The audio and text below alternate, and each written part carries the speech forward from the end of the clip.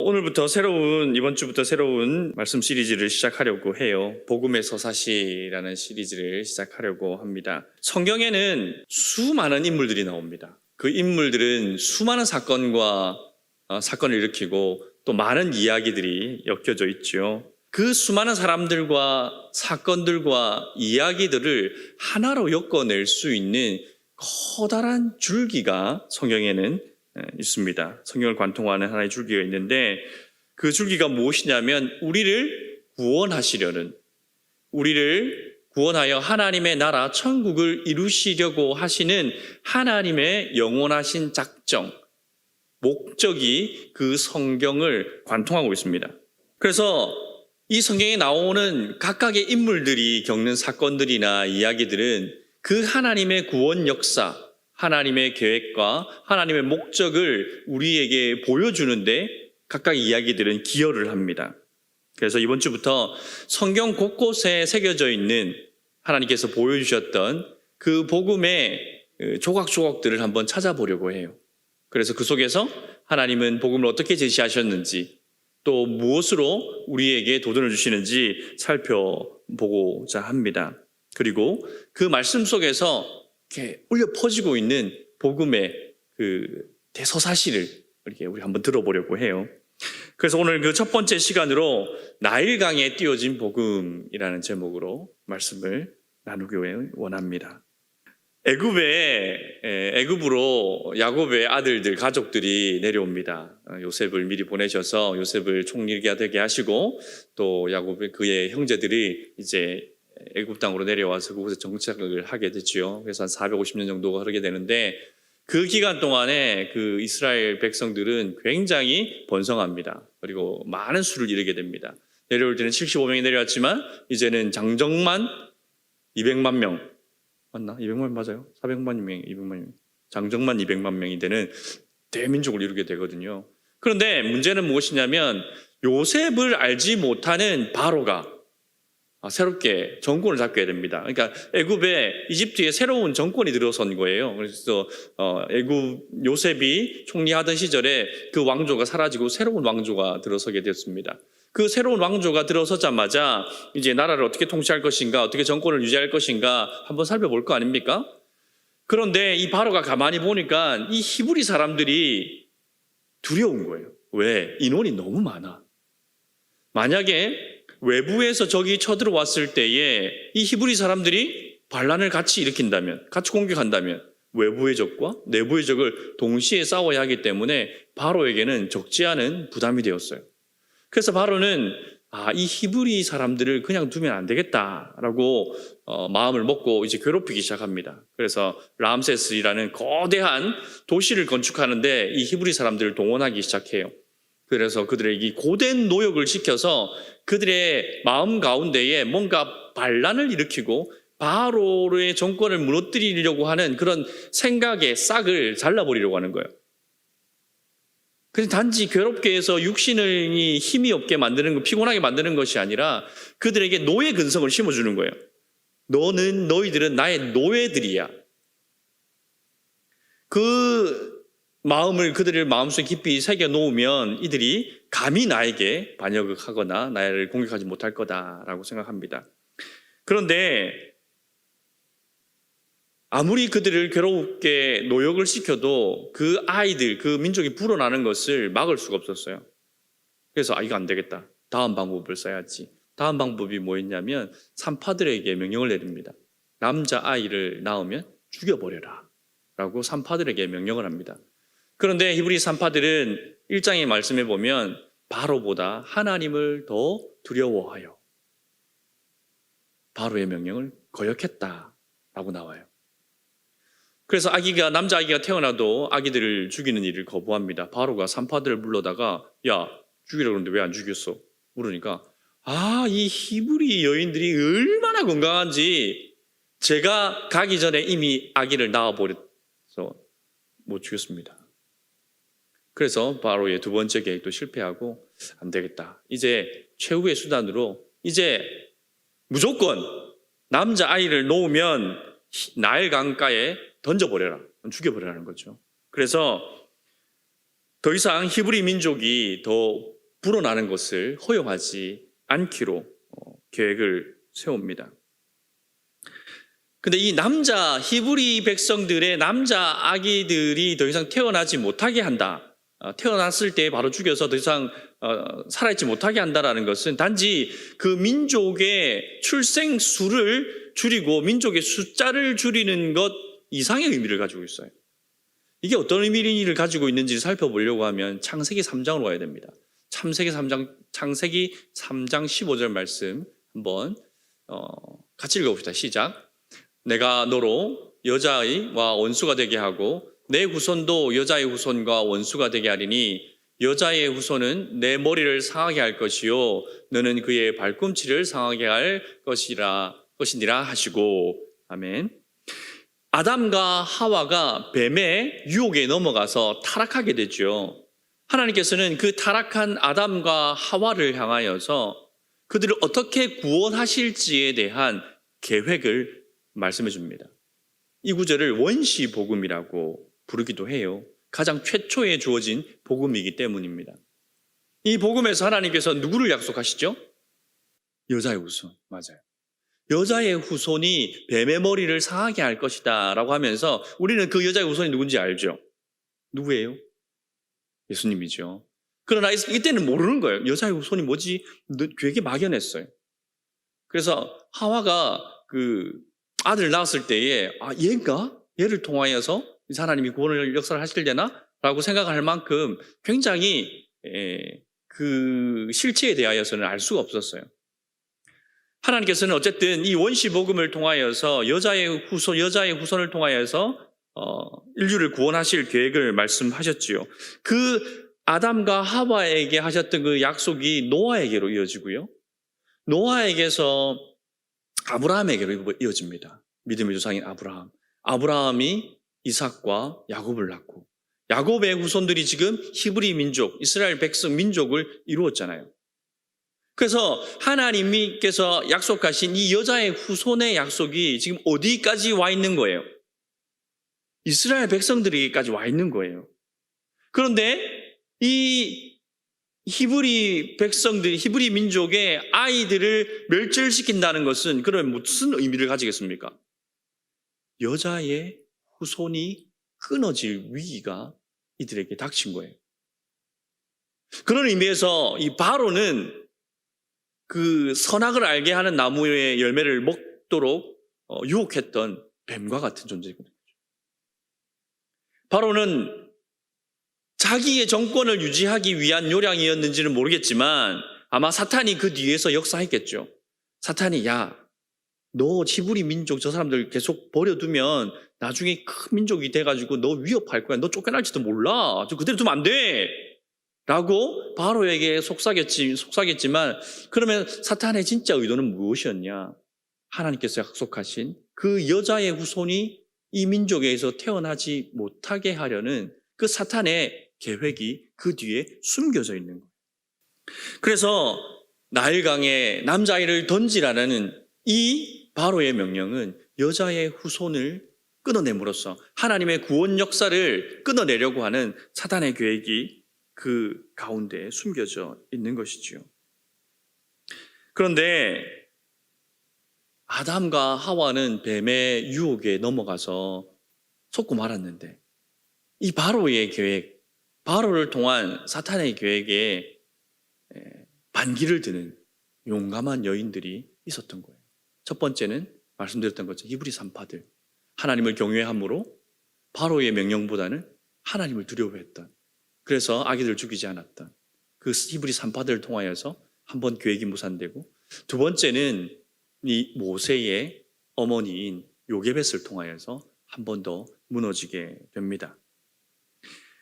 요게벳이 모세를 낳았을 때에 그 아이가 잘생겼다라는 것을 보고 그 아이를 3개월 동안 숨깁니다.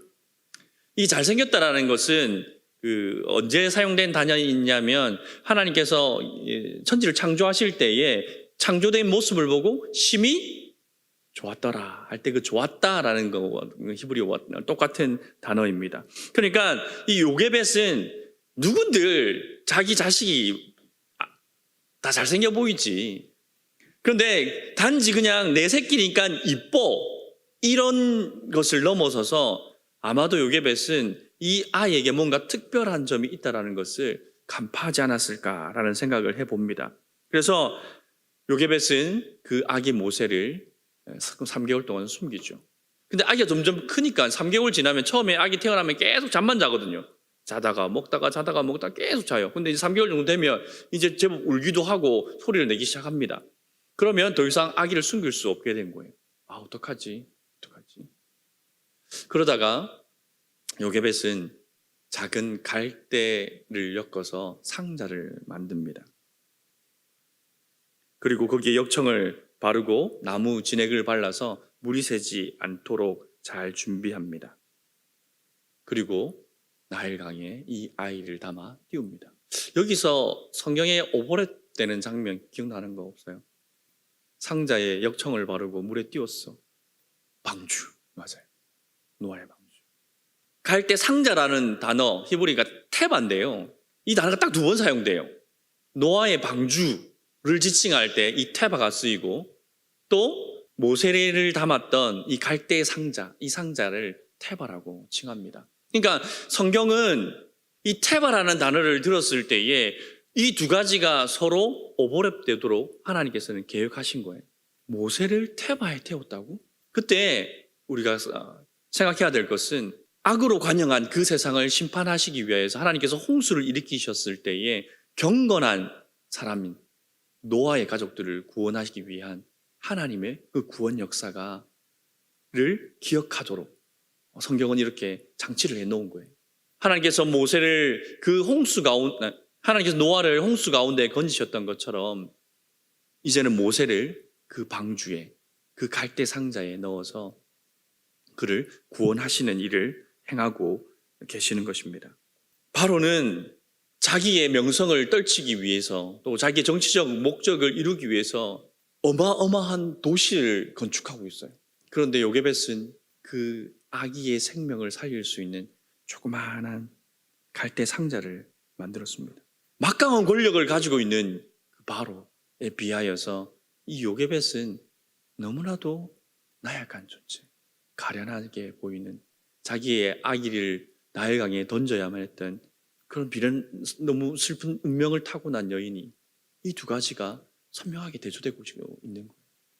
악한 무리들은 이렇게 늘 강력한 모습으로 우리에게 다가옵니다. 그리고 그에 맞서야 되는 하나님의 구원 역사는 너무너무 연약해 보여요. 어떻게 이걸 헤쳐나갈 수 있을지 감이 잡히지 않을 정도로, 과연 이 하나님의 구원 역사가 계속될 수 있을까라는 생각이 들 정도로 게임이 되지 않는 그런 모습으로 우리에게 비춰집니다. 요게벳이 아기를 담은 갈대 상자를 나일강에 띄웠습니다. 요게벳이 띄운 것은 보잘것없는 갈대 상자였지만 하나님께서는 그 상자 안에 하나님의 구원 역사를 담으신 거예요. 하나님의 복음을 그 갈대 상자에 넣으시고 띄우신 겁니다. 하나님의 구원 역사의 큰 위기입니다. 만약에 아무도 이 모세를 발견하지 못한다면, 나일강에 그냥 떠내려가 버린다면 하나님의 구원의 역사는 어떻게 될 것인지 아무도 장담할 수 없는 그런 위기의 때이지요. 하나님께서는 그때 바로의 공주를 준비합니다. 그리고 상자를 발견하게 하고 그 상자를 열어봅니다. 아기가 울고 있습니다. 그때 그 공주의 마음 가운데 불쌍히 여기는 마음을 하나님께서 불러일으키셨어요. 그래서 그 아기를 꺼내오다가 유모에게 맡겨서 자랄 수 있도록. 나일강에 띄워져 있던 하나님의 그 복음은 가장 큰 위기를 맞이했지만 그러나 하나님께서는 그 구원 역사를 포기하지 아니하십니다. 바로의 공주를 통하여서도 하나님의 구원 역사를 이어나가시려는 하나님의 섭리를 발견할 수 있는 것이죠. 아마도 그 아기 모세가 난생 처음 경험하는 그 낯선 환경 속에서 엄마의 품을 떠났을 때에 울부짖은 그 울부짖음은 바로에게서 핍박받고 고통받던 이스라엘 백성들의 울음소리와 같은 것입니다. 모세의 울음소리를 듣고 그 바로의 공주가 긍휼히 여기는 마음이 든 것처럼 이스라엘 백성들이 하나님을 향하여서 울부짖을 때에 하나님께서는 그 울부짖음을 들으시고 하나님의 구원 역사를 다시 한번 진전시키는 것을 우리가 볼 수 있습니다. 그래서 모세가 생명을 건지게 되고 이제는 바로의 공주의 아들이 되어서 80년이 지나면 그가 나일강에서 건짐받은 것처럼 이스라엘 백성들을 이끌고 홍해에서 그들을 건지는 위대한 하나님의 구원 역사를 펼쳐나가게 되는 것입니다. 복음은 나일강에 던져져서 죽을 수밖에 없었던 그 아기들과 그 아기 모세와 같은 우리를 건져내셨어요. 하나님의 구원 역사는 그렇게 우리에게까지 흘러온 것입니다. 하나님께서는 우리에게 이 복음을 들려주시기 위하여서 정말 바로와 비교해서는 비교조차 되지 아니한 정말 나약한 그 이름조차도 아무에게도 주목받지 못했던 그 여인들을 통하여서 하나님 복음을 간직하신 거예요. 그뿐입니까? 구약시대를 뛰어넘어서 신약시대를 넘어 신약시대 2000년 동안 초대교회 성도들이 들었던 주님으로부터 들었던 그 복음을 간직해서 지금 우리가 듣고 있는 이 복음을 들려주기까지 시간이 2000년이에요. 그리고 그 장구한 시간들 속에서 복음은 한 사람에게서 다음 사람, 그 사람에게서 그 다음 사람, 그 사람에게서 그 다음 사람으로 그렇게 전해져 온 거예요. 하나님의 말씀, 복음이 담겨져 있는 그 성경책이 땅속에 파묻혀서 아무도 모르고 묻혀져 있다가 수천 년이 지난 다음에 우연하게 발견되어서 그것을 해석해 보니 하나님의 구원 역사가 적혀 있어서 하나님이 나를 인류를 구원하시기 위해서 이런 일을 하셨구나 라고 한 것이 아니에요. 하나님의 구원 역사는 2000년 동안 단 한 번도 멈춘 적이 없어요. 하나님의 우리의 구원 역사의 물결은 인류의 역사와 함께 도도하게 흘러가고서 흘러 우리에게까지 온 거예요. 마치 위태위태한 그 갈대 상자에 담겨있는 아기 모세와 같이 위태로울 때가 얼마나 많은지 몰라요. 그 복음을 말살하고 교회를 말살하고 성도들을 말살하기 위한 그 수많은 시도들이 교회 역사 2000년 동안에 얼마나 많은지 모릅니다. 그러나 그때마다 지금은 그가 누구인지 이름조차 알지 못하지만 그 누군가로 인하여서 복음은 나에게서 다음 사람으로, 그 사람에게서 그 다음 사람으로, 그 사람에게서 그 다음 사람으로 화석이 쌓이듯이 층층이 쌓여서 켜켜이 그들의 순종과 헌신을 통하여서 나에게까지 전달된 거죠. 천국 가면 물어보세요. 알아보세요. 나에게 복음이 전해질 때까지 얼마나 많은 성도들이 그 복음을 나에게 전해주기 위하여서 헌신되었는지 한번 알아보고 싶어요. 당신 때문이었군요. BC 186년도에는 당신 때문이었고 BC 1225년도에는 당신 때문이었고 BC가 아니지 AD지. 지금은 2021년이에요. 지금 그 복음이 우리들한테까지 왔잖아요. 그럼 우리가 할 일은 무엇이겠습니까? 당연하게도 지금 내게 심어 놓으신 이 복음을 내 다음 사람에게 전해줘야 돼요. 그러면 그 다음 사람이 다음 사람에게 전할 거고 그 다음 사람이 전할 거고 그 다음 사람이 전해서 주님 오시는 그날까지 복음이 계속해서 보존되어지고 전파되어질 것입니다. 하나님의 구원 역사는 온 우주를 관통하고 있을 만큼 위대하고 장엄하고 웅장한 하나님의 역사예요. 그런데 그 역사가 어떻게 구성되어져 있는지는 정말 사람들이 다 머리를 숙일 만큼 칭송받을 만한 위대한 믿음의 사람들을 통하여서 이루어진 부분도 있지만 대부분은 그 이름조차 알지 못하는 무명의 전도자를 통하여서 그 한 사람의 순종을 통하여서 그 한 사람의 헌신을 통하여서 결국 물결을 이루고 강물을 이루어서 지금 흘러가고 있습니다. 이제는 여러분들 차례입니다. 이제 우리 차례예요. 나에게 주신 이 복음을 이제 다음 사람에게 전해주기 위해서. 그렇군요. 그러면 제가 모든 것을 버려두고 이제 아프리카로 가서 복음을 전하겠습니다. 안 하셔도 돼요. 하나님 그런 것을 원하시는 것이 아니라 히브리 산파들과 요게벳이 자기의 삶의 그 현장에서 하나님 앞에 작은 순종했던 것처럼 요게벳이 갈대 상자에 그 아기를 띄우면서 이 아기가 80년 후에는 우리 민족을 홍해에서 구원할 그 위대한 선지자가 될 것이라고, 위대한 영도자가 될 것이라고 바라보고 띄웠어요. 아니에요. 내 아들 죽는 거 아까워서 뛰었어요. 그러나 그것을 통하여서도 하나님은 역사하시는 거예요.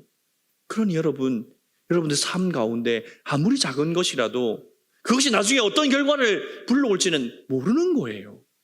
여러분이 오늘 순종함으로 말미암아 간직한 그 복음, 오늘 작은 순종을 통하여 전해진 그 복음이 80년 후에 저 어디 미전도 종족이 주님께로 돌아오는 역사를 일으킬 수도 있는 거예요. 그러니 오늘은 하나님께서 나에게 요구하시는, 우리 수련회 때 들은 것처럼 사랑의 헌신을 요구할 때 그 하나님 앞에 기꺼이 헌신합시다. 작은 순종을 하나님 앞에 올려드립시다. 그것들이 쌓이고 모여가지고 그것이 하나님의 거대한 구원 역사를 만들어내는 거예요. 여러분들이 작은 순종 하나가 모여서 우리 요셉 공동체를 아름답게 만들고 복음의 공동체로 만들고 생명을 살리는 공동체로 만들고 가는 거예요. 이 속에서 누군가는 또 복음을 들을 것이고 그래서 생명을 얻게 될 것이고 그럼 또 다른 사람들에게 전할 것이고 하나님은 이 일을 우리에게 맡기셨어요. 그러니 히브리 산파들처럼 요게벳처럼 두려워하지 말고 용감하게 작은 일이라도 하나님 앞에 순종하시는 여러분들, 그래서 하나님의 구원 역사의 물결을 이루어 가시는 여러분들의 삶이 되시기를 주님의 이름으로 축원드립니다. 함께 기도합시다.